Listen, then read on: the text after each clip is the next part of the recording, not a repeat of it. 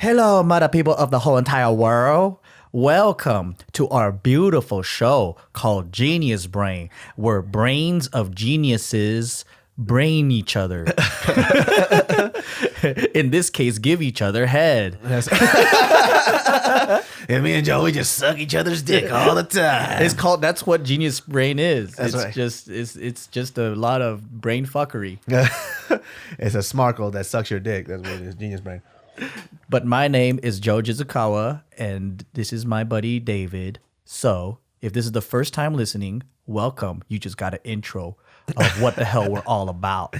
Yeah, we're just a bunch of dumbasses just talking. Yo, today's subject is very interesting. We're just gonna hop right into it. There's gonna be no filter. So, and it's really not so much just on my part, but I saw a video that you put up with you and Jess, and it was interesting because it was a lot of the stuff that we talk about behind the scenes. You talking about the Valentines one? The Valentines one. We're talking about that Yeah. the vlog where you were talking about your relationship. Yep. And kind of how. I mean, I'm gonna let you get into it, but it's the image that we put up that people don't know what goes on behind the scenes. Oh yeah. And what people don't know is that I know that you see a lot of people on YouTube and you guys wonder if people are like real friends behind. So we kick it all the time, Yeah. you know, and albeit whenever I'm in trouble or whenever we need help, we always help each other out. And so a lot of the stuff that I've been, I'm not somebody who knows everything about relationships, but when somebody in a group is having trouble, we like to give advice. So when I'm in trouble, he gives me advice, and when he's in trouble, it works the other way around. We vent like a motherfucker. We go to dinner and we vent like talk about our girlfriends and shit. Dude, that's therapy though. It is, man. There's a lot of dudes that I don't. Now I know why when you see it on these sitcoms, why these dudes go out and they talk shit about the people that they love. Yeah. It's because it's a steam release. Yeah. It's like when you cook rice and it goes psst at the end, or like an Instapot. That's what it feels like. You release the pressure. Yeah. And we would do this on a regular basis after JK News. And it's funny because one of the people that are there is Gio's there. Yeah. And you know she didn't want to be there. Yeah. And then Bart couldn't talk 100%. Or he shouldn't be talking 100% about Gio, but he does in front of us because he wants to join in. Yeah. And then we're just like, no, that's just weird. Yeah, we had to though, just because like we needed our time. So just a little background. So Joe got together with Jess basically around the exact same time I got together with Mariel. Yeah. And prior to these two women in our lives, they are our longest standing relationship. Yes. And I know that may not seem like something great, but for us, it's a huge thing. I'm so used to having fleeting relationships. Yeah. So when problems would arise, I had the option of running away, and I would always choose option B, run the fuck away. I think it's the same for our partners too, right? Has Mariel been in a longer relationship? No, she hasn't. Wait, you're her first I'm her first real boyfriend. Her first real, because like, she would committed date relationship. and all that. Mm-hmm. And then so her understanding or sticking around and all that, it's just not the same as you, right? Exactly. So we kind of had, I think you said Jess was like that too, right? Yeah. So she had fleeting relationships. Both of us, we never been in a relationship that lasted over 2 years. Yeah. As soon as the butterflies and everything is gone, we're gone. We're just like, You fucking left with the butterflies, fool. yeah. Yeah. You left. You left with the cocoon. Yes, right. we did that shit, and it was because a lot of it's we had to self-explore a lot. You know, when I used to just bounce on these relationships and these things that were supposed to be long-term committed things, Yeah. I thought it was because everything was wrong with them. And what it turned out to be was I had commitment issues. I chose the option B of running the fuck away because it was easier than standing there and talking to this person face to face and learning about myself and also learning more about that person. I didn't want to invest that time. It's just because you're a dumb bitch and I'm gonna fucking leave was the option that I had in my mind. I always had that option. Or I just think, oh, we're not meant to be. Yeah. We're just not meant to be. We're not getting along. Oh, it's not true love. We're not meant to be. That's everybody, right? Yeah. It's just not working anymore. Yeah. What do you mean it's not working? It never was working. You were just convincing yourself that it was. Yeah.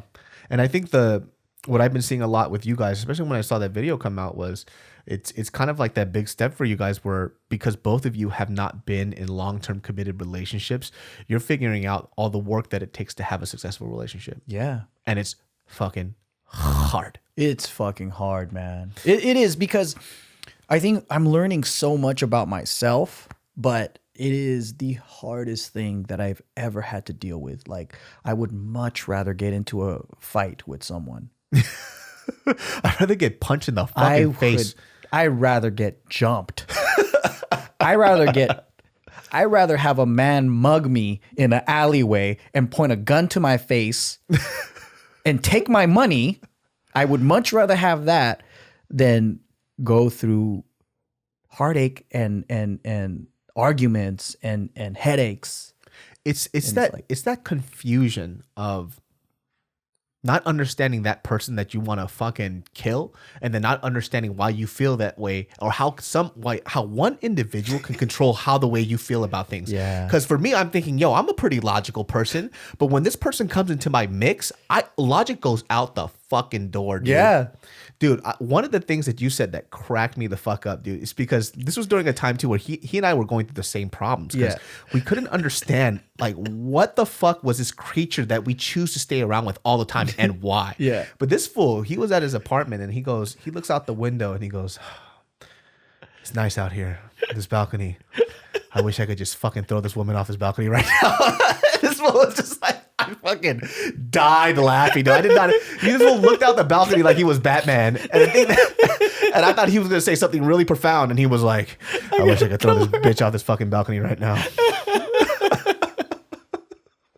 And I knew exactly what he meant, because they know how to push our fucking buttons. Yeah, it just drives you crazy. I'm pretty sure we do the same ass thing to them too. Oh, for They're sure. probably thinking, how do I motherfucking shut this man up? Yeah, dude. One of the things that I found out that I think that both of us do, that she and I both do, and it's really dependent on mood, is that each person in the relationship always think that they are the most logical person in the conversation, And the other one isn't. yeah. So what happens is two genius fucking brains are talking to each other, two smart asses, and they're really trying to belittle each other. Basically, we're calling each other dumb. Like, oh no, you don't understand. Every argument starts and ends with that. You don't understand what I'm saying. No, you don't understand what I'm saying. Because you both want to be right. Exactly. Yeah. And that's the thing that I know that noticed that she and I did all the time, and we still do to this day, that we're trying to fix, is that bad habit of always trying to be right all the time. Yeah. And what I'm figuring out is that it's not about being right. It's about solving this problem that we have together, you know? And that kind of came with a lot of the learning process of figuring out too, with compromise, especially with these arguments, right? So what I used to think about compromises was, I don't want to compromise is because why have two people not be happy with the result and just get half of something and you get the other half. But a compromise really isn't that. A compromise is coming to a conclusion that's better than the conclusion that you would have had by yourself. Yeah, it's like you're both happy. Yep. Like I could do this for business, right? I can always negotiate, talk about something, figure out a win-win outcome where we both leave happier. Yeah. I could do that, but when I don't know why in a relationship I can't apply the same things that I can do, and it's almost the same thing because it's a relationship. Like if we go over a dispute over something, like we could just sit down and say, "All right, what do you want out of this?" Right, and we can figure it out because it's logical. And at least in our business relationship, right?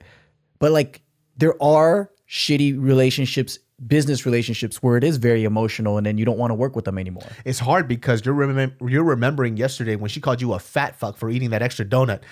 It's like, yes, son of a bitch. And I think that's what it is. It's the emotional part of it. Yeah. Like you got to think clear. You can't think clear this way because you're just so butthurt by the smallest things that they do. Yeah. And I'm like, I feel like it took me a long time to realize something so simple.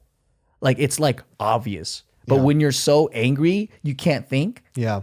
And the same problem that we have is like we both are the biggest fucking victims.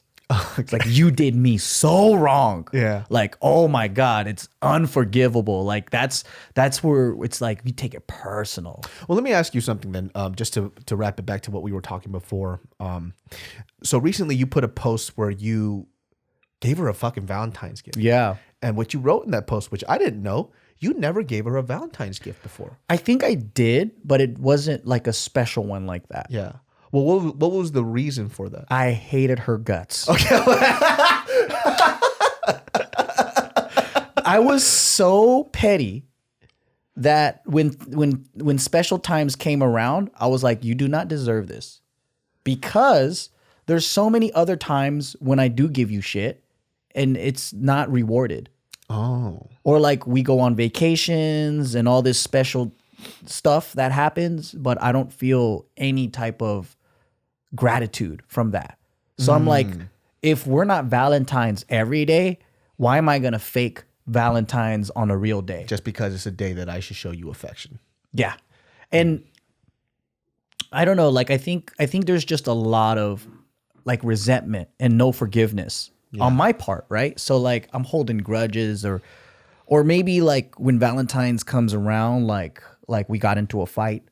But I realize like, you know, with love, there's forgiveness. And just cause like you're fighting doesn't mean that the birthday is not a birthday anymore. Yeah. You know what I mean? Like it's still a birthday. Like we should still celebrate certain things. For some reason that was not on my mind. I think it was hard for you just because when I was having a conversation with you and Jess, it was, you know, when we were talking about certain things that you guys can openly talk about, right? Because you guys also mentioned to me that you guys tried therapy before and it just wasn't a fit. So, you know, when we were speaking openly about things, I felt like a lot of things were coming out that you guys wanted to say, but there wasn't a medium to kind of. Yeah, you helped out a lot, man. And it's because, you know, when we're both very smart people and it's too smart in a way where we get our fucking way. You guys can break each other down to the fucking molecule, dude. Like when you guys were sitting there and you guys were arguing with each other, it's amazing how precise your arguments are. So, you know, because you guys could break down everything that happened from a year ago like it happened yesterday, dude. Yeah. And the first thing I said was like, hold on a second. When did that happen? You were like, this was like 2 years ago. I was like, hold on a second then. Why did it sound like it happened yesterday? You know? I was like, how the fuck do you remember all the nuances in this argument from 2 years ago? Yeah. And what you guys were showing was that you actually didn't forgive each other. Yeah. And that's the thing that was a huge clicking moment for me. I was like, wait, hold on. So you guys actually haven't moved past your problems. If you could remember it that fresh, that means you've still thought about it periodically within those 2 years. Yep. Yeah. And I mean, that was my learning experience, right? Is like we didn't know how to forgive and forget. Is because we just kept on like we're doing the same shit. Like you heard how we, you know, the thing is the thing that brought us together is we're very similar. Yeah. But so are our problems. Oh yeah, yeah. So we're too identical. It's like the things that we love about each other, it turned on us. Yeah. So for example, like, you know, like we both come from a broken home. We both come from a single parent. And that's not an excuse. What it is something that brought us together. Because she told me in the past, like guys that she dated and they would reject her for her past. But when it was me, like I was interested. That's something you connected her because I connected with her. Yeah. So, and then I empathized with her because I was like, fuck, you know, we come from the same shit. Other guys would date her and they don't even want to hear her past. They get freaked out by it. That's as crazy. If she's tainted, like she's this tainted soul, right? Yeah. Like, but for me, I welcomed her with open arms because, hey, I'm just as tainted, baby. You know what I mean? But what it's like, yes, I can kind of relate in a lot of upbringing things with her, right? So so she's got a team, she's got a buddy, but with those what do you call it? Abandonment issues that we have, we turn on each other. Yeah. So it's like if she feels that I'm abandoning her and vice versa, we turn on each other. So that's where we had to kind of learn, like, oh fuck, we both created these defense mechanisms where before you fuck me over, I'm gonna fuck you over. And it's two people with the same personality trait. So it's like, how do you heal from that? You know, that was the cool thing about, I think, and hopefully, you know, Jess knows this too, which I you know, I'm pretty sure she does, but because you guys do converse a lot about your problems, there is a certain level of understanding that you guys have with each other, right? Mm-hmm. So one of the positives about the thing that I got from talking to you too is that you guys did attempt to look at each other's past to understand why they act this way in the present. Yeah, it helped us not take things so personally after a while. Yeah. Now, before we continue, my friends, this podcast is brought to you by Scentbird. Now, have you ever walked down the street and have a random stranger come up to you and say, you know what, dude? You smell good. I guarantee you that's a no because you haven't heard of Scentbird. Now, for me, check this out. I like to smell different all the time. And what I mean by that is, have you ever bought a bottle of cologne and after you used it, you found out 2 years later, you still have 70% of it left because you know dang well you're not going to use that gajillion ounce bottle of cologne. And after a while, maybe even after a few months, you want to smell different. You're tired of smelling the same way and you still want to smell good. Well, guess what, my friends? Scentbird is going to fix that for you. Now, for me, if you're asking, well, David, how do you choose your scent? Well, when I go on scentbird.com and I want to choose the fragrances I want, this is what I do. I don't look at the name brands. I go by the types of smell that I enjoy. They have that search engine option. For me, I click citrus, I click sandalwood, I click bergamot, fresh, clean smells. And from that list, I choose my colognes. And ladies, that goes for you with your perfumes as well. Well, check this out. You can choose the cologne you want to try, and they'll also send you a 30-day supply. That's 120 sprays, enough to apply more than 4 times daily for a month to keep you smelling fresh. And with an exclusive offer just for our listeners, you can get 50% off your first month today. That's only $750 for your first fragrance. Go to scentbird.com/brain and use my code BRAIN for 50% off your first month. Again, that's SCENT bird.com/brain for you to get your first cologne or perfume for just $750. My friends, sign on and smell amazing. Scentbird. Because Jess's personal story, I mean, if she feels comfortable later on to tell it to you guys, she will. But her personal story is pretty deep, you know? And without knowing that background and history. You would just think she's a mean-ass person. but with a heart of gold. Yeah. It's like, why are you so nice but mean at the same time? I don't understand. Yo, and people are, so when I was younger too, my dad used to tell me, he goes, Don't get with the girl who has divorced parents. And the first thing I would say right at the bat was like, you judgmental fuck. Well, how fucking dare you trash can of a man. But he just didn't know how to phrase it. What he meant was, when you are with somebody who has a troubled past, you are also taking on that baggage with you. So be prepared for that. Yeah. So unless you're prepared to take on that person's woes, then don't get with that person. Mm-hmm. You have to be mentally strong for that. Yeah. Obviously, he didn't explain it like that, but that's basically what he was trying to say, And that's kind of like what you guys are going with. Is you guys had both of you had trouble past. So, what I was explaining to you guys was that you guys have an uphill battle right now because you need to come from a place of understanding and patience, but both of you are two broken human beings that are trying to fix each other. Mm-hmm. And that's hard. It's a very difficult thing because what are the examples that you're coming from, two broken homes. It's like, okay, well, which one of us understands what it's like to grow up with the house of just two parents? None of us do. And that's the hard part. We don't have any good role models. Yeah. And I mean, this is a conversation that I had with my mom, like, just a week ago. She was praising me. She was like talking to me like, man, I don't know. You and Jess, you're pulling it together. You made a great life for yourself. And she's like, you did this without a good role model. Like, she was like, I sucked as a mom. And then she's like, I couldn't hold down a relationship with your dad. And then, I didn't know finances. Like, I didn't know all these things. And you surpassed me in life. She was just giving me so much props. And I felt really good. Because, Asian parents don't really give you props and say those words. Until you're about to die or they're about to die. Yeah. And then she's like, I think it's good to fight. You need to fight with Jess. she's like, I fight all the time. It feels amazing. I used to hold in shit all the time. She goes, I fight with your stepdad all the time. Yeah, mommy's a bitch now, okay? Yeah, she goes, and it's normal to fight. And she goes, it's awesome. And then she's like, it's just gonna be a long road ahead. But she's like, but have fun. Yeah. And then I mean, it's cool to have that because, I didn't really have the closest relationship with my mom, so talking to her and just hearing those words gives me that idea of we're not that weird and we're not that different. knowing that like everybody around me has problems, everybody is going through similar things, my problem doesn't seem so big anymore. When it seems big, it feels out of control. You know That's what I mean? those venting sessions were for us. Yeah, because when we had the same problems, I was like, thank God I ain't the only one feeling this shit. It's like, oh, so Jess isn't a bitch. She's just the normal fucking annoying girl. Yeah. You know? So, that was what those venting sessions were. It kind of made me feel like I wasn't the only one going through it. Yeah. And so it kind of normalized the problems that we were having. Yeah. Because when you're heated and in the moment, you just think it's just you. You think so. While everyone else is having a blast because you see their Instagrams, you see their vlogs, you see their relationships, and you think they got it all together.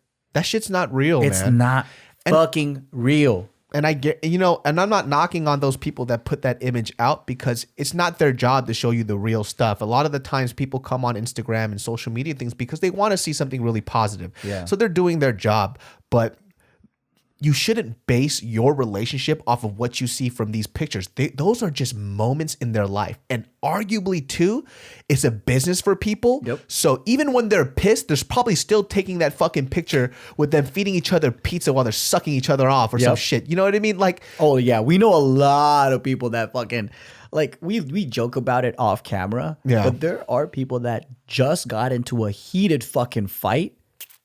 But they had to just take this fucking picture really quick. yeah. And then get back. brand deal. Yeah, and get back to the fight. And it's normal, man. Like, it's hard working with your couple. It doesn't mean that they're about to break up, but like that just happens.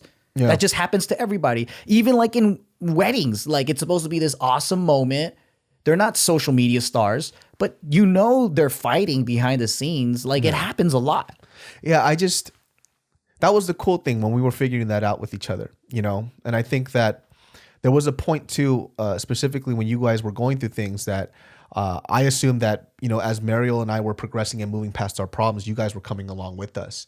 And then when we were talking about, I was like, hold on a second, you guys are still at stage 2, Yeah. And so I think that for me was a big shock, and for, on the outside looking in, I can't judge anything until I talk to you guys. And so, that one night when we came over, I just wanted to ask you guys how you guys were doing. No, I mean, it's awesome that we did have that conversation because sometimes you need that friend that comes in and sees it from outside in. Yeah. It was That's important to have. It was a big worry for me. It was a big worry for me because, there's a lot of the times too, especially when I know with like me and you, when we have big problems, we turn it into humor and we joke about it. Yeah. But within that joke and humor, there's something real about it. Mm-hmm. And so when that was kind of, when that triggered in my head, I was like, okay, well, let's just extend it out and see what's going on. And it led to a small conversation, and obviously it led to something bigger. But I think that the main thing that I saw was you guys were still having the same problems we were. Yeah. It was just how you guys dealt with it and took it was way different. Yeah. Did bickering A and B have to turn into this huge thing, And so I was like, wait, hold on. That's an argument that Mariel and I had, but it didn't lead to this huge fight. Right. So it's like extra baggage over why are you keeping the cups here or whatever. Or like, it's not, it doesn't make sense to be that angry for someone that said this over dinner or whatever. There was something bigger, Yeah, for sure. And it all boils down to forgiveness, man. We both weren't forgiving. We're both not moving on. We're both, and we had to kind of wake up and challenge ourselves to do something different, approach it differently, stop being selfish, be selfless, right? These are all, it's all common sense, really. If you look at even the Bible or whatever. Not in the heat of the moment, though. Yeah, everything is just okay, be selfless, like love is unconditional, like do all these things, but what does that really fucking mean? Yeah. What does it really, really mean to put others first? Yeah. And I mentioned this on Bart and Gio's podcast, like one of the things that I've learned to practice, and I learned a lot of this stuff from my parents and some other people too. This isn't just some kind of epiphany I had on my own. It's, what does it really mean to give somebody love that you're with? And this is the hard part for people. A lot of the times people treat their significant other as a pet. And what I mean by that is when my partner does something good that I like, I give them a treat. I say, good boy, good girl, good boy, good girl. That's the easy thing. But what that develops is something into something actually really negative, because you're thinking that if this person only does what I say that they should do, then I should praise them. And that becomes a problem, because the hardest part and the best part that people should practice is giving person love when they need it the most. And that is difficult, because it's hard to do that when they're being a fucking asshole. Yeah. But there's a reason why they're doing that, and there's a reason why you need to actually go out of your way to uplift them during this really hard time. I'm not saying it's easy, because it's hard for me too. And Mariel had to do that for me the other day, because I was freaking out about stupid shit. I was being fucking angry. I was just, long story short, things weren't going my way that day. Things were just failing one after the other. And I was just in the house cursing up a storm. And then Mariel, all she did was lay next to me. And then she just, gave me kisses on the cheek. She started like patting my head like a dog. Bad example.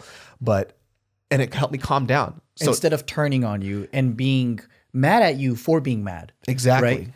It's all, I think it all boils down to our upbringing.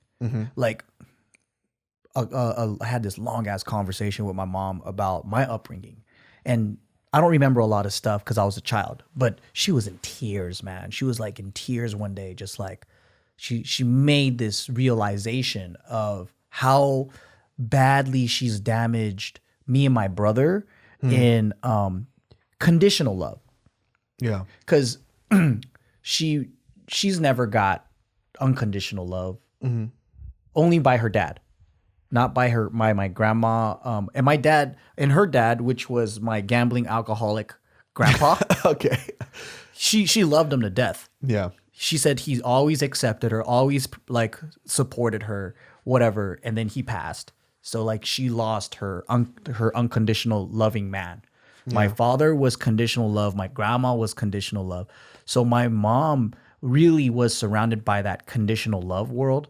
And so, I think this happens to a lot of Asian kids or just traditional kids. Like when you grow up, if you don't perform a certain way your parents want you to perform, you're almost like hated. So it's like, oh, I want you to be this doctor or musician, or I want you to have perfect grades, or like, and if you don't perform those things, you feel rejected by your parents and by your family, right? So what this does is it creates you to think that like someone that you love is a pet. Yeah. They do something good, you give them a treat. They do something bad, you hate them for it, right? So this concept of loving someone, whether they're up or down or whatever, to me, it's very foreign. I get angry when people are not performing well. You know what I mean? Like, and it shouldn't, because that actually makes them perform even worse. Yeah. Right? Like, so like let's say like I'm a coach, right? And my athlete's doing bad. If I scold him and kick him in his ass, like he's gonna do worse because it destroys their confidence. But that's all I know. And I didn't realize I was doing the exact same thing that I hated so much about my parents to Jess. Yeah. And it automatically happens. Even my thoughts, I gotta rework my thoughts. It's not that I don't love her. I just don't know how to embody that, because this is learned behavior. It's not natural. Unconditional love is a learned behavior. It's not natural to the human soul. Yeah. You know what I mean? Like people might disagree or whatever, but it's almost like if gambling is normal in your family, you're probably much going to be a gambler when you grow up, right? Same with if your parents are compulsively lying all the time, you're going to be probably do that too. Right. And that's what I mean by like this expression of love unconditionally, whether someone is up or down, and showing and verbalizing and doing all that stuff, like that is something that you have to grow up with or learn. And it takes a long fucking time. Yep. Long time. And when I met Jess's dad, I was observing their relationship. And I was like, fuck, dude, like no matter what, he's so fucking warm and accepting. And you don't ever feel like this authority figure. It feels more like a friend. Yeah, well, it's weird because he's very nurturing. He's a nurturing man, but he's a man. Like he's a man's man. Like he's a fucking cook. Like he's like works with his hands. Like he's just somehow he figured out to play both mom and dad for Jess. Well, he had to, Yeah, and he knows you know, like he knows how to speak in a way where like he's teaching you wisdom, but not lecturing you. And he knows how to tell stories where like you're learning, but you don't feel attacked. This is so foreign to me. Yeah. Because, you know, like growing up Asian parenting, especially aggressive Asian parents, right? We maybe us is a little bit different, but like the way our parents talk to us is as if we're not even human anymore. We're fucking lowlives. We're stupid. We don't know jack shit. It's almost as if they hate us. Yeah. And then if that's what all you know, that's how you start talking to people you love. Yeah. Like I'm pretty sure you got it from Mariel too. Like Yeah. she would, if you piss her off, it's almost like she doesn't like you guys aren't in love anymore. Yeah. It's like you this and this, you're such a dumbass or whatever, right? Yeah. So you start lecturing each other. It creates this separation and resentment and hurt. And it's like, fuck, dude. Like it's hard because it takes you to a place that you don't want to be in. And it's a place where you look at your partner and you say, I want to hurt you because it's going to make me feel better.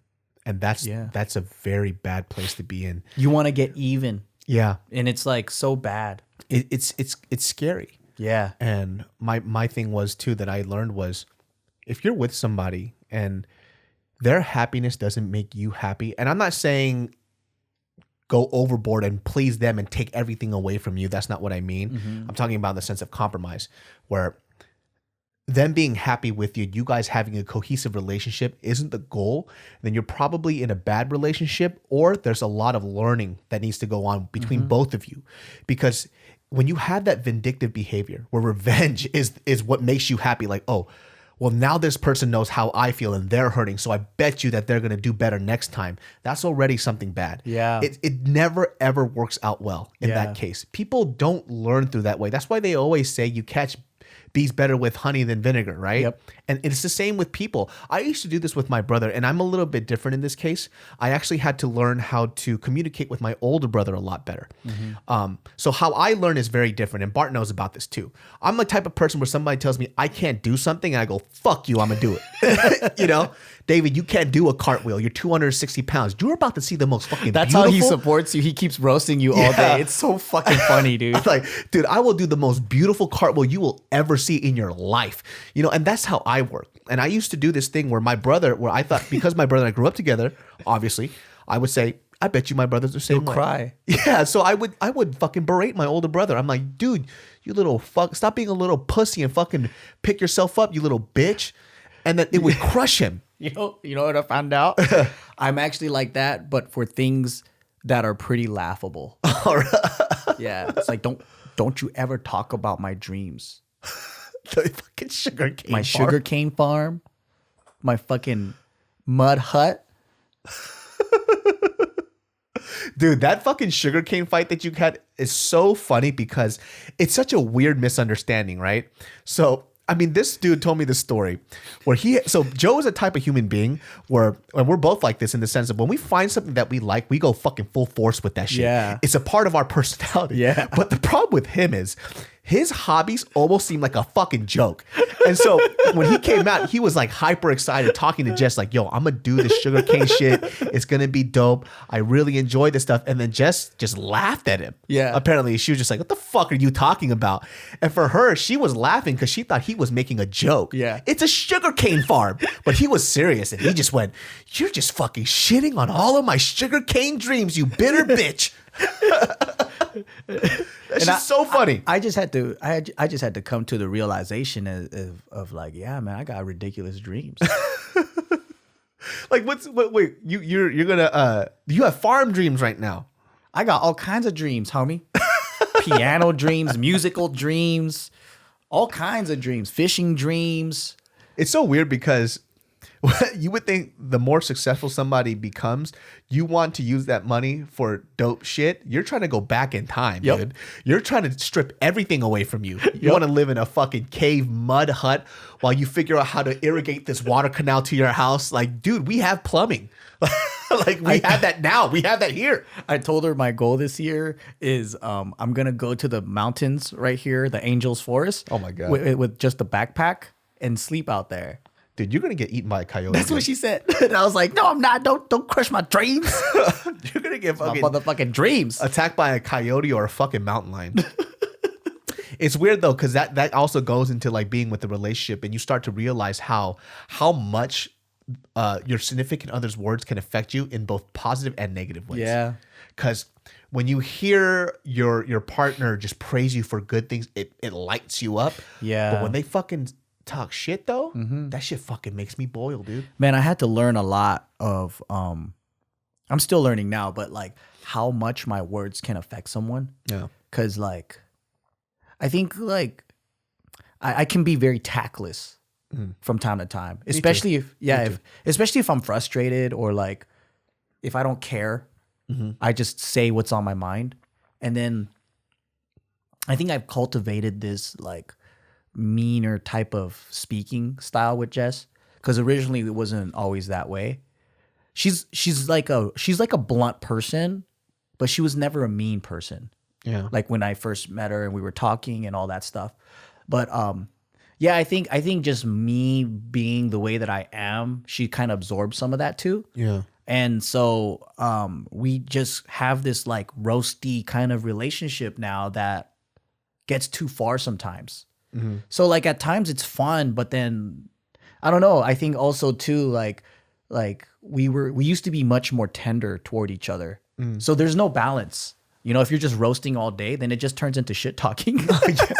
Now you're just fucking clowning on each other 24/7. But or like sometimes it's just not right to just even say bad words toward each other when you're angry or whatever. Yeah, it's time and place. Yeah. You know, because I would hear this argument a lot in couples where they say, well, I said that the other day and it was perfectly fine. It was like, well, there's time and place, man. And intention and how you're feeling. Intention's and a big thing, dude. It's not just words. And words is like 20% of the communication. Yeah. It's how you say it.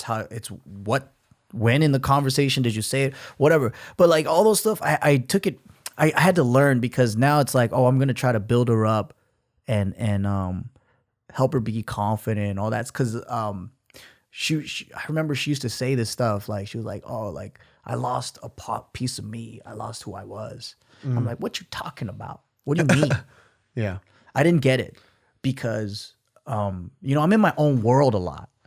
But when she did a lot for me. Like she moved, gave up her whole entire life. She had a professional career. Like a lot of people are like, oh, you fucking left this life for being with a YouTuber. Like a lot of people don't realize I wasn't making that much. When I first met her, I was driving a Corolla. I was still making just a couple thousand a month. Like I wasn't even that big. Oh, you met her during the Corolla days? Yeah.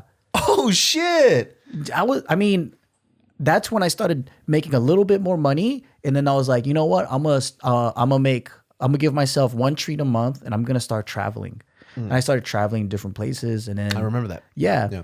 And then that's when I had like extra $200 a month to go travel. And then I would visit her, go to Austin, Texas and shit like that. She would visit me.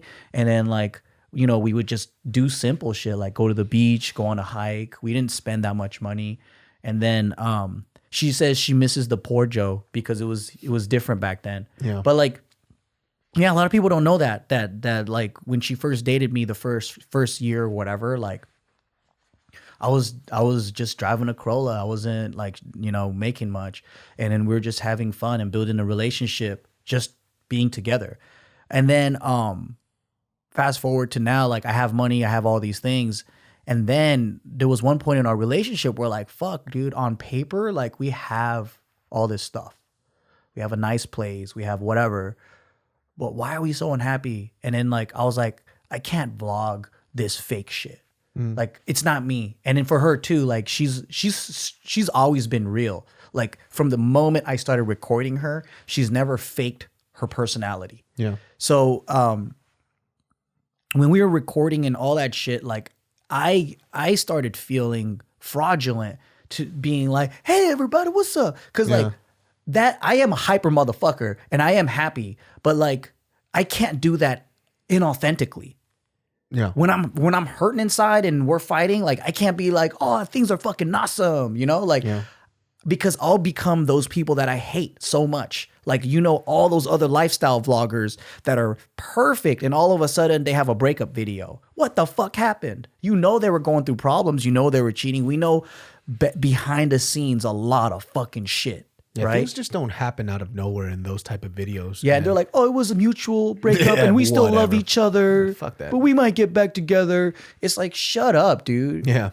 Something was going on. Something really bad. Maybe. Who knows? But I didn't want to be that, because since day one, JK has always been real. Like, we were like, fuck it. We're going to cuss. We're going to say whatever the fuck we want. Mm-hmm. Fuck it. If sponsors sponsor us, they do. Who cares? We're just going to stay as authentic as possible. Because this ain't Hollywood. This is fucking YouTube, right?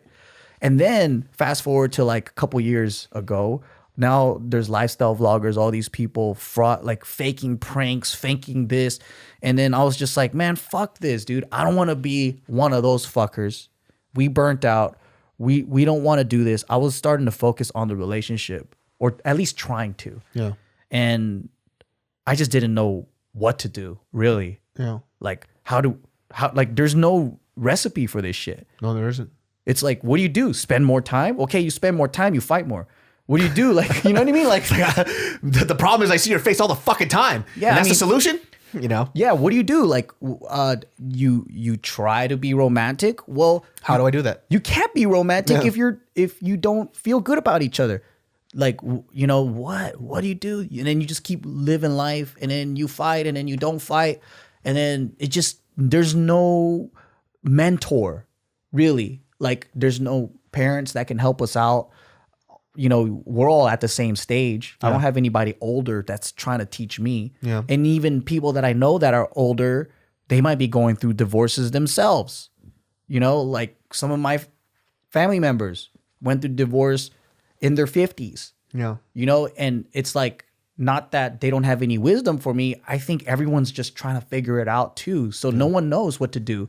And I was just like, fuck, I got to figure it out for us. And I mean, big thanks to you when you talked to us too. You were like a good mediator, right? So like, we'll always have these fights where we have these long conversations and we have a solution and we don't solve anything. Yeah. Because it's solved here, not here. So everything is like, okay, next time we won't do this and that.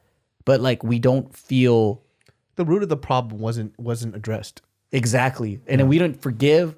We didn't go, okay, like, I love you no matter what. It was more like, okay, next time you don't do that or else I won't love you anymore. Yeah. So it was very fucking conditional.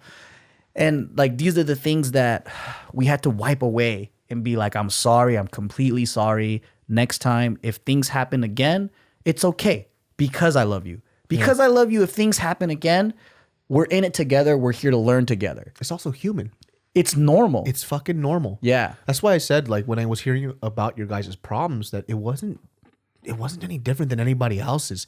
It was just the fact that you guys held in so much hate towards each other because you didn't fucking move on, man. Yeah. Like, and I so, there was like certain examples that you were giving me, and I just told him, like, in my mind, I was like, those aren't really that big of a deal. But how you guys could catalog every fucking thing that happened in that conversation to that point showed me one thing, was that you guys were looking to burn each other throughout that whole day. It's like, oh yeah, well, guess what? Memory. It was just so you guys were just collecting a case so you could present it at the end of the day. We're two good fucking lawyers, man. And you're like, well, guess what, motherfucker? Yes, remember when you did this? Check, motherfucker. And I'm like, okay, well, now you guys are just battling each other. And it got to the point, and I remember it was like a serious thing that I said, I don't even know if you guys are actually a couple anymore.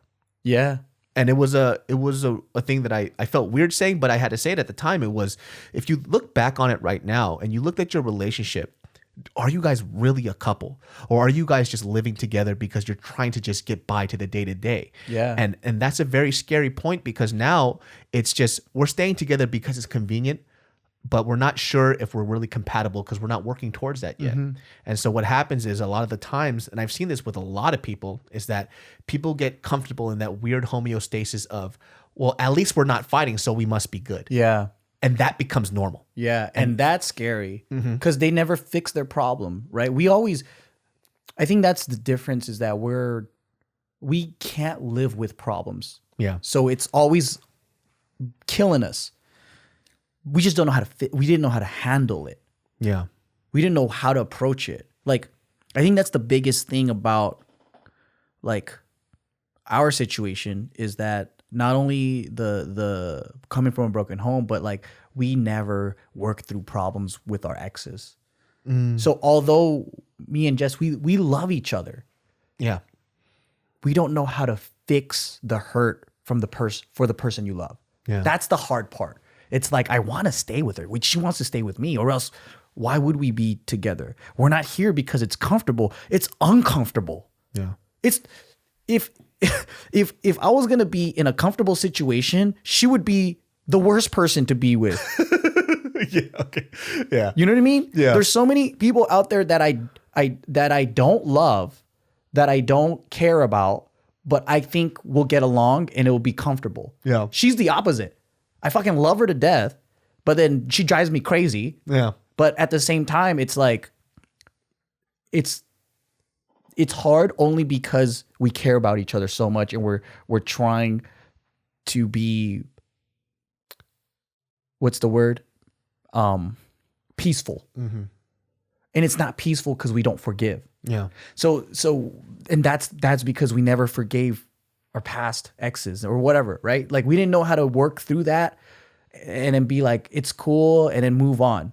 But as time is progressing and we're learning how to forgive, these problems are becoming smaller and smaller. Yeah. Like, and we need positive reinforcement, meaning like, if we keep getting pissed about the same problems and we're dealing with the same problems the same way, we're being retarded because we're not fixing anything. Yeah. We're just approaching it the same exact way. That's stupid. Yeah. Now I'm doing different methods every single time. Like I'm trying and testing. So I have to bite my tongue, breathe, and think of something different to say or do. So if she gets mad at me for something, I'm trying this new thing where I'm just like, breathe before you open your mouth, which should be common sense, right? Everybody should do it. It's hard. But I'm just like, let me just, woosah. Let me just say, not do some shit. Let me just breathe. And then let me just wait for a minute. And then let me try to laugh about it in my head, not at her, laugh about it. And then wash my feelings. Like I gotta make sure that this is cool. So I'm not returning it with anger. I gotta return it with love. So I'm like, all right, cool. She says she's mad. What is she really talking about? Okay, I gotta remind myself. She has the best intentions. She loves me. Now approach it. Yeah. I have to remind myself very consciously. If I don't do that, oh boy. Fireworks, dude. It is. It's why'd you do it that way? Why did you do it that way? Yeah. Oh, really? Oh, really? What's up, Dad? Yeah. It's hard because like, dude, there's another level to this shit too, because sometimes you're going to do that, right? Yeah. You're going to go, woosah, let me try to understand this girl. Let me give her love. And then she's going to take that love and then she's going to take a pocket knife and she's going to slash that love up and still return it back to you that way. Oh, that's happened. And that's that level 3 shit where you're like, okay, I still got to woosah this shit because this bitch going to fucking get it, And I'm trying to unlock level 3 right now. Yeah. Because it sucks sometimes when you do the right thing and it still gets chewed up and fucking spat right back in your face. But love is unconditional. I know. You got to take a beating, man. You just keep going. My thing is though, like I always tell her, and she does this too, and when I'm in the moment, I don't realize it, that if I do that for you, I'm gonna expect you to do that for me in my unreasonable time too. Yeah, it's a give and give. Yeah, because I can't do it all. If I have to do it all the time, somebody gonna get hurt. Because I'm gonna flip the fuck out. Like she and I got into an argument the other day, and it was a reoccurring problem that she has. And we talked about this at dinner. But I literally looked at her and I said this shit, and this shit was fucking for real. I was like, this is for real, for real. I was like, hey, you say you're not gonna do it. You do that one more time, I'm gonna flip the fuck out. That's what I told her. I'm gonna flip the fuck out. So you watch yourself. Yeah. And I straight up said that shit. And she goes, well, you watch yourself. And she's like, well, I guess we're not really solving our problems if you're giving me warning. I was like, I'm just saying, do it again and see what happens. You say you're not gonna do it, I'm gonna flip the fuck out. But that wasn't really the solution. It was just me having to exercise patience to have her understand what I was saying and I started getting mad because I assumed that what I was saying was easy to understand, but she just couldn't comprehend it. Yeah. And to me, it was like, this is pretty easy. Just it takes patience, man. A lot of patience. Yeah. And because I lacked patience, I just started getting more and more frustrated because it's like, in my mind, I was thinking, oh, you're just not understanding on purpose because you don't want to fucking learn. That's what I think sometimes. Yeah. I was like, you ain't trying to learn But today, it's not bitch. the right way. It's not the right way, right? Yeah. Because you gotta. It's difficult to realize that the person that you love has no idea what this is. Yeah. When it's so simple sometimes. Yeah. And then you got to remember, because what it does what I realize is it destroys my image of her. I'm like, there's no freaking way you're this stupid. There's no way you don't know. It's in your face. Like, how can you not see this, right? And then I'm like, well, I'm not doing a good service as a boyfriend to approach her like that. Like, I can't, I don't know. But then it just crushes your image of who that person is. And you're just in disbelief. Yeah. But it doesn't solve anything if you think or treat her that way. Yeah. But I don't know why we think that way. It happens. It's just 'cause we're just caught up in the moment, man. Yeah. And that's the human thing about it too. And I just don't want people to think out there that all the stuff that you see on media is just, that's how things are all the time. There's a reason why you always see these videos where people are like, well, we just broke up. We mentioned that too. Yep. And it just doesn't happen overnight like that. It's like when somebody breaks up, right? And you guys know this shit. There's a couple that's been together for a very long time. They break up, and all of a sudden the guy or the girl starts dating somebody All out of nowhere. out of nowhere in Yeah. a week, and they're in a serious relationship.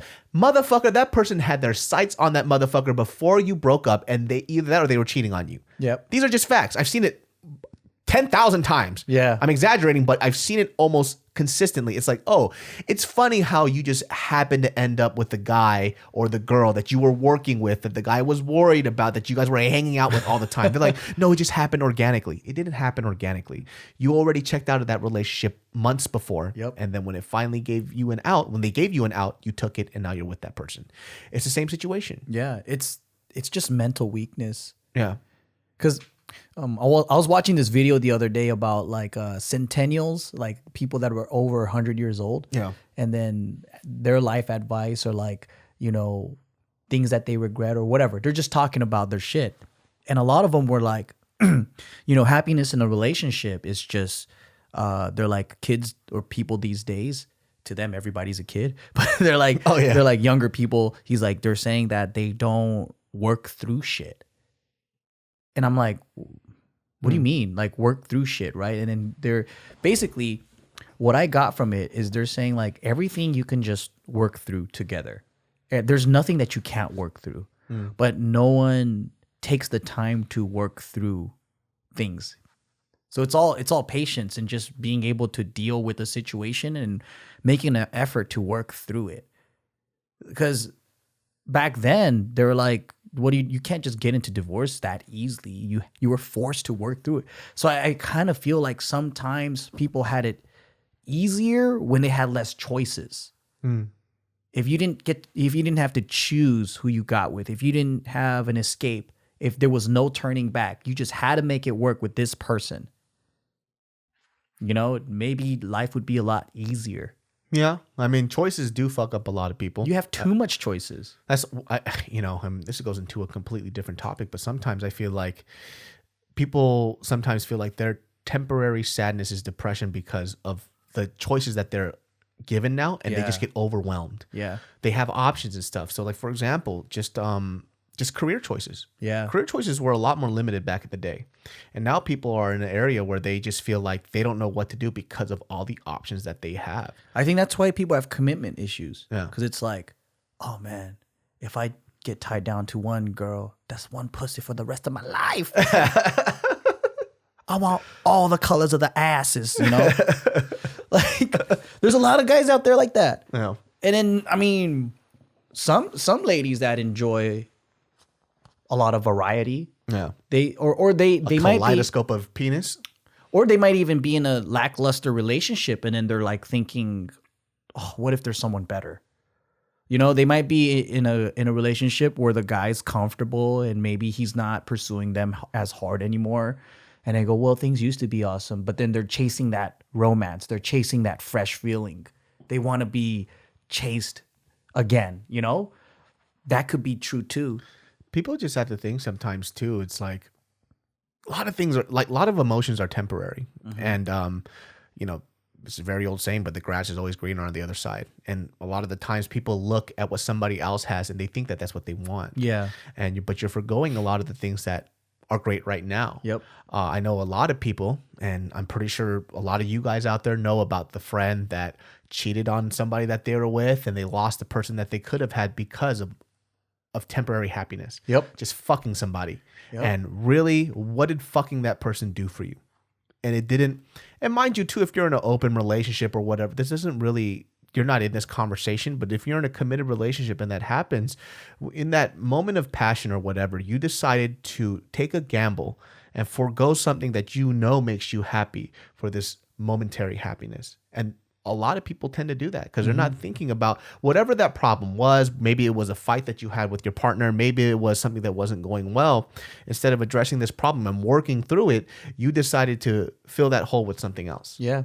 You know, no pun intended, but you started to fill that hole with something that was very fleeting. And then you're also, now that person who gave you temporary happiness isn't really the one for you. They're gone. And now you're trying to go back to this thing and it's not there. It's basically self-sabotage. Yeah. From selfishness. Yeah. Really, like you just wanted that quick nut or whatever it was. Yeah. That quick attention. It's an escape. Yeah. So like now with social media too, it's so easy to cheat and escape and do whatever, and I think people aren't really forced to sit down and work their shit out because it's hurtful. It's hurtful to hard. change. Yeah. It's difficult to change your own behaviors, but like, you know, the whole upside to all of this is like, it's like the type of bond that you build through struggle and like the shit that I learned from being in a relationship with Jess.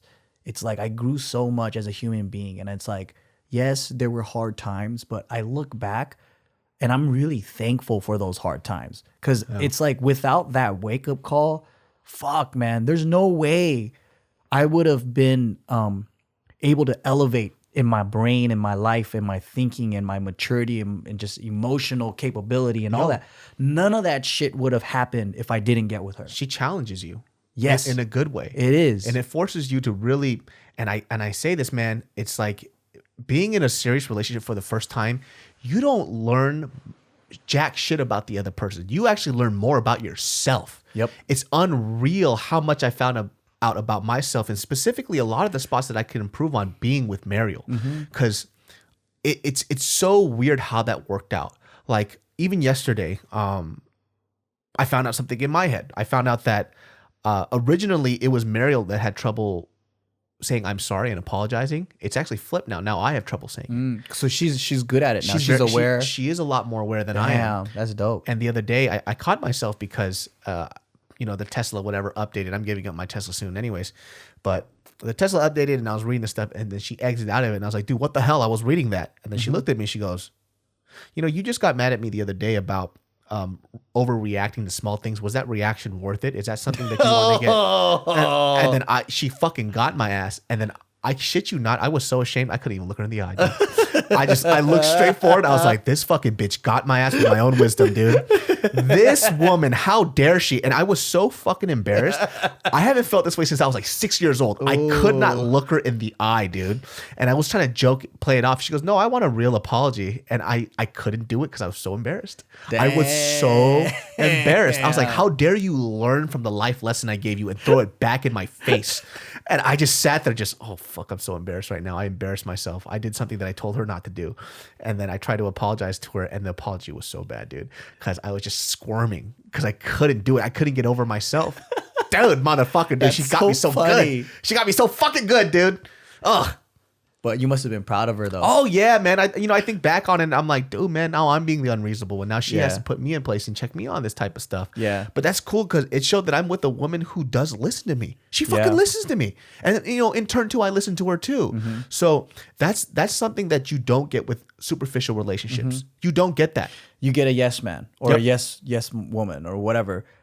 And it's, you know, I think the challenge is actually what I'm addicted to. Oh, yeah. I think we're just weird guys, huh? Challenge me, bitch, please. You know what it is? I think I see myself growing. So even though I'm in pain at times, I know that it's worth it. Oh, she's your Asian massage, dude. It is. She's, your She's my Asian massage. she's your Thai massage, dude. She's fucking bending your back and snapping you. Yeah, because there's a reason why I can't quit. Even though like my flighty personality, like before her, man, I'm just like banging girls and whatever. Like I'm just like, oh, you're not working out. You're boring me. Move on. Whatever. Move on. Yeah, man. Like Fuck it. no one's kept me so hooked. Like sure we had our problems. And sure we might continue having problems from time to time. But it's just this like weird sense of need to be with her. And it's not this what's the word? It's not like I'm just settled or I'm comfortable or like whatever, right? It's this like we both tried to break up multiple times. Just didn't work out. We couldn't. Yeah. Something brought us back. Something always like we just don't feel right unless we are together. And it's the oddest thing too, because you know, one moment we're hating each other's guts, and in the next moment we're working really well together and laughing and farting in front of each other and doing whatever. And it just gives me so much excitement in life, because there's been so many relationships where it was so easygoing to where I'm completely uninterested. You know, I think this is something that I realize as well, is that we're with somebody who, you know, fighting with somebody too is also a sign that that person cares. I mean, I know how like sick and sadistic that sounds. Yeah. But that's what you get in a committed relationship. You get somebody that cares about you 24/7. Yeah. And I felt that way when I was sick, and then Mariel came over and she goes, well, are you sick? And she was all the way on the other side of the city. And she goes, well, I'm going to come over now. I was like, no, I'm sick. Don't come over. She comes over. She brings all this medicine. She lays next to me. And she like, you know, pets my head, pets my chest, helps me relax and be calm.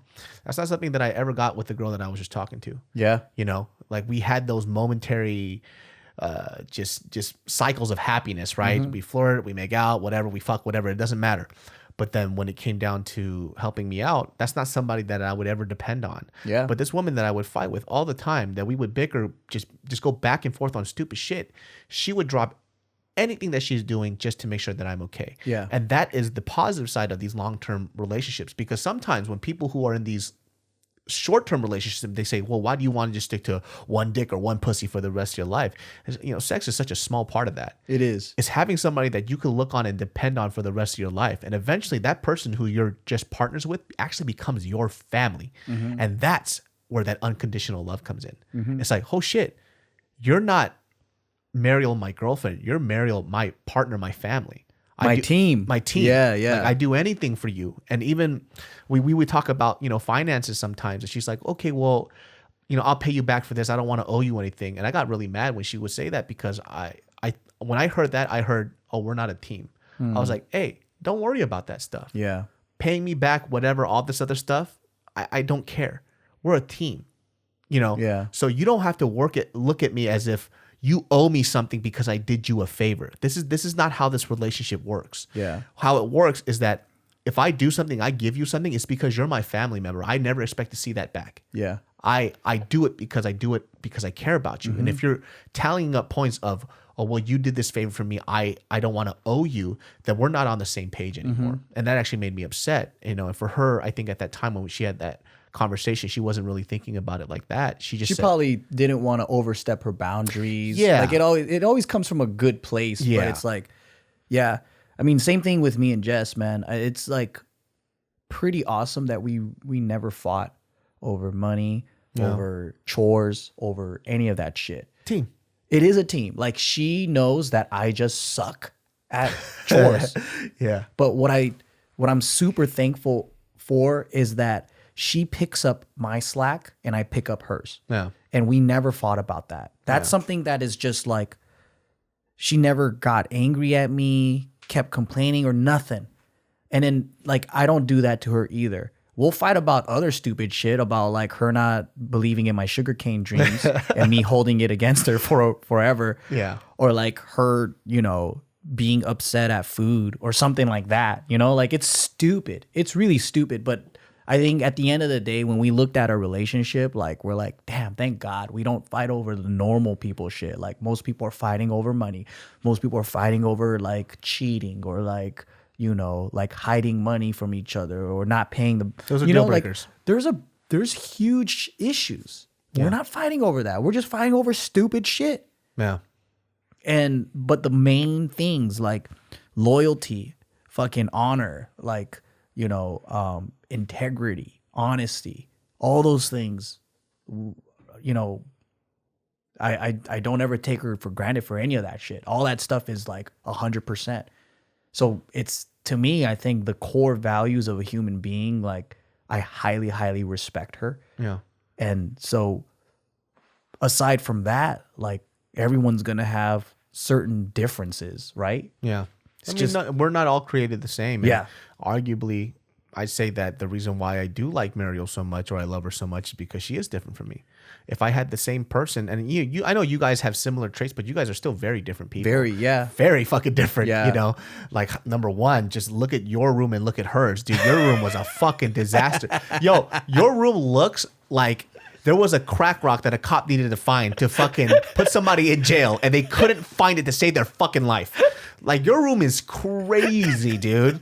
I was like, yo, how the fuck does this man own a successful business, dude? Like, what in the hell is going on in here, dude? Like, your shit's wild. Like, you could tell that that's your room because the rest of your apartment's so spick and fucking span, dude. Unreal, dude. Yeah, but I'm learning better cleaning habits and stuff because of her. Yeah.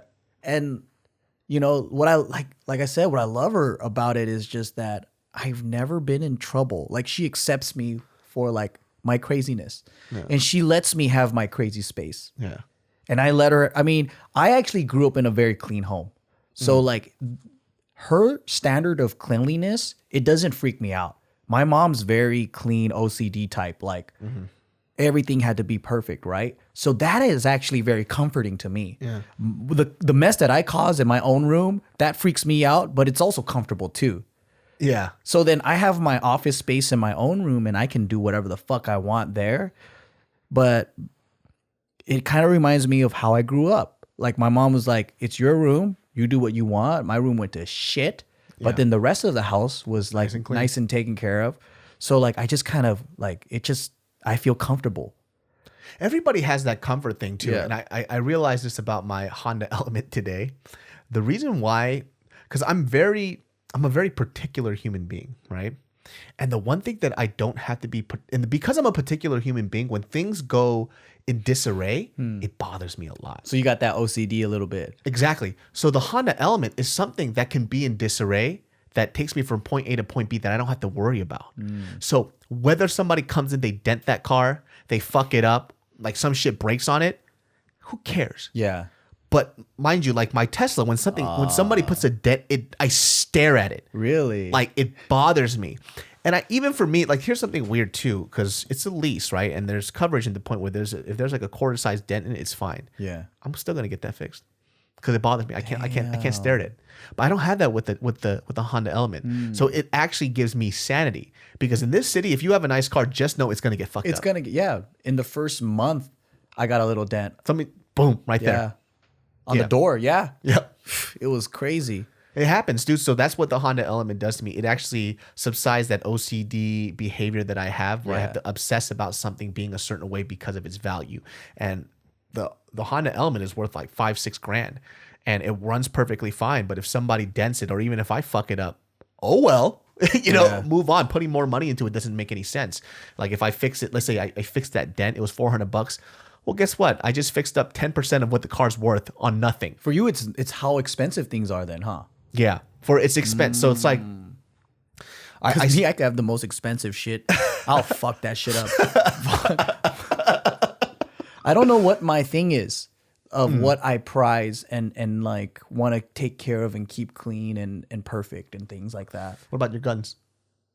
Yeah, but if it does get messed up, it doesn't hurt me that much. Yeah.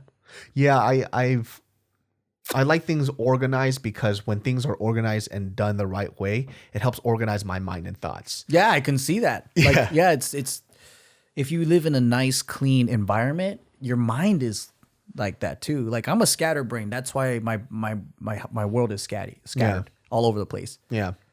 Yeah. But it helps when Jess zens up the house for me. Yeah. Then I feel zen in my head. And it helps her to zen it up for herself too. Yeah. Because if you touch that shit, everything's gonna go crazy. She's like, don't you dare touch this shit. Because I get anxiety when I'm cleaning. I get stressed, dude. Oh, really? I'm starting to get pissy. Like, yeah. If I play music and I'm washing dishes or whatever, it's fine. Yeah. But I feel like I'm wasting my life away. I'm like, this is not making me any money. Yeah. This is not doing anything. Like, what is the purpose of this other than just it being clean? Yeah. And then I don't know why. I don't know. But the funny thing is, I'll clean the shit out of my guns. Yeah. Because it's important to you. Yeah. I'll scrub the fuck out of it and whatever. Like, I'll do things like that. I like planting things in the dirt and watering it and taking care of that. Yeah. I don't know why. Like, I don't know why things get destroyed. Whenever I go into a room, I'll destroy the fuck out of that room. It's because it's your fucking space, dude. It's your Honda Element, dude. It is. But the world is my Honda Element. My clothes, everything. I don't know. You're a fucking disaster. I dude. know. My watches are all scratched up. Damn, what is it? I don't even know. I don't know what my thing is. Like, what? I don't want this to get all fucked up. Yeah, that's probably a good thing to have, though. That means like you don't put a lot of value into material things, which is a good thing. Yeah, I like material things, but yeah, I don't care if it gets destroyed the next day. Yeah, fucking shoes, man. That does it to me. You know what? My phone stays pretty good quality. I never crack it or whatever, but that's about it. Yeah, I mean, you're pretty good with that. Oh shit. Well, that's an hour and fucking 9 or 10 minutes into it. Yeah, man. You guys got to just fucking hear a lot of wisdom out of everything that we've learned in our relationships, man. If I had to sum it up, though, all it is just accepting the good and the bad. Yeah, patience. Patience is a big thing. Everyone says the same shit. You know what's crazy, though, is you hear these things, right? Patience, acceptance, whatever. And you go, yeah, I know. No, you don't. You don't. Know. You got to fucking go and you go, oh, this is patience. Oh, my fucking God. Relationships is something that even as we tell you this, it's just a heads up, but you're not going to know until you experience it. Everyone has to do it. Yeah. But I guarantee you, though, like you get through it, you start to experience another level of closeness that is just irreplaceable, and it's fucking amazing. You're gonna learn today. That's what's gonna happen. You're gonna look back at this podcast and you're gonna go, that's what they were talking about when I wanted to choke this bitch out. This is what David and Joe were talking about. Patience, French patience. And there's also another one where people are they can't even get in a relationship in the first place. Oh yeah. There's a lot of people that are just so lonely and they don't even know where to start. Dude, we could cover That's that another on the one next too. Yeah. All right, y'all. Well, that ends this episode of Genius Brain Podcast, son. Remember, you guys can catch us on every single audio platform out there. We're talking about iTunes, Spotify, Stitcher, Castbox. There's a lot more out there. But if you are on those apps, give us that 5-star. We need it very much, and I'm going to beg you for it because I can, and I have no fucking shame. Please do it. Please, please, please, please go on iTunes right now and put 5 stars.